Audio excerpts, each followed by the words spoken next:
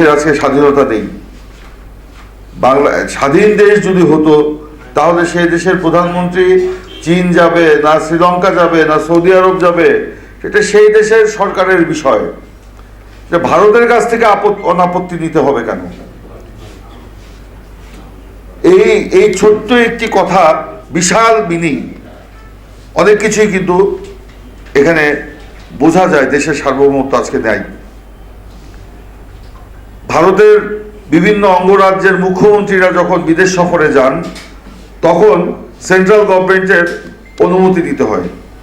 তা আজকে বাংলাদেশের প্রধানমন্ত্রী, দামি প্রধানমন্ত্রী, যেভাবেই প্রধানমন্ত্রী থাকেন না কেন, আছেন তো প্রধানমন্ত্রী, তিনি বিদেশ সফর যাচ্ছেন ভারতের অঙ্গরাজ্যের মুখ্যমন্ত্রীদের মতোই ভারতের সেন্ট্রাল গভর্নমেন্টের অনাপত্তি নিয়ে তাকে যেতে হচ্ছে। অবশ্য ভারতে যখন তিনি যান, ভারতের গণমাধ্যমগুলো তাকে বাংলাদেশের মুখ্যমন্ত্রী হিসাবেই পরিচিত করে দেন। তো দেশের সার্বভৌমত্ব আজকে বিপন্ন। আজকে কয়েকদিন আগে তিনি বিদেশে গিয়েছিলেন, ভারতে গিয়েছিলেন, সেখানে 10টি সমঝোতা স্মারক এবং চুক্তি তিনি স্বাক্ষর করে এসেছেন। সেই চুক্তিগুলো বিশ্লেষণ করলে দেখা যাবে, সেই সমঝোতা স্মারকগুলো বিশ্লেষণ করলে দেখা যাবে, ইতিমধ্যেই যা আবার বাংলাদেশের নিরাপত্তা বিশ্লেষকরাও বলেছেন যে সেই সমঝোতা স্মারক বা চুক্তিতে বাংলাদেশের স্বার্থ বলে কোনো কিছু রক্ষিত হয়নি।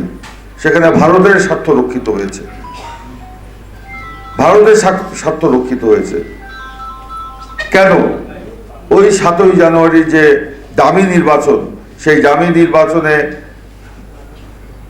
ভারতের সহযোগিতা নিয়ে সরকার করেছে। ভারত এই দামি নির্বাচন করিয়ে আওয়ামী লীগকে ক্ষমতায় এনেছে।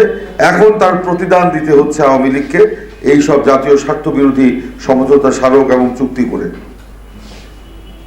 কেউ কেউ বলেন আমাদের বক্তব্য শুনে, বিএনপি বড্ড ভারত বিরোধী, বিরোধী দল বড্ড ভারত বিরোধী।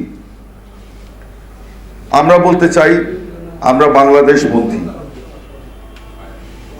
কোন দেশের পক্ষে বা বিপক্ষে আমাদের অবস্থান নেই, কিন্তু কোন প্রতিবেশী দেশ যদি সুপ্রতিবেশী সুলভ আচরণ ত্যাগ করে প্রভুত্ব খাটাতে চায়, বড় ভাই সুলভ আচরণ করতে চায়, বাংলাদেশের দেশপ্রেমিক মানুষ কখনোই সেটা সহ্য করবে না।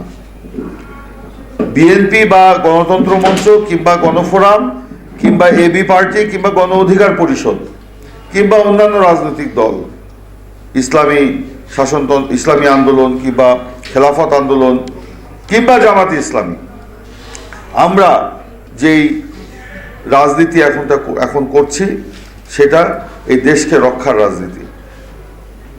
এই জিনিসটা সামনে এসছে। আমরা এতদিন স্বৈরাচার মুক্ত করার রাজনীতি করেছি, আন্দোলন করেছি, গণতন্ত্রকে ফিরিয়ে আনার আন্দোলন করেছি, আপনার নির্বাচনের অধিকারকে ফিরিয়ে আনার আন্দোলন করেছি, নির্দলীয় নিরপেক্ষ তত্ত্বাবধায়ক সরকারের অধীনে নির্বাচনের দাবি করেছি।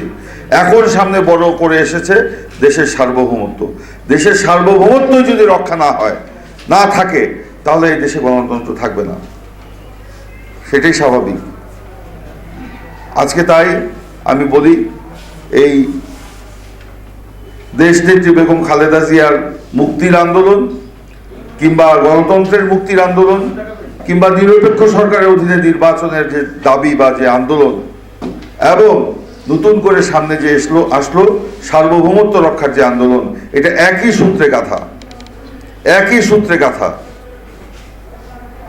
সেই জিনিসটা মাথায় রেখে আমাদেরকে এগোতে হবে।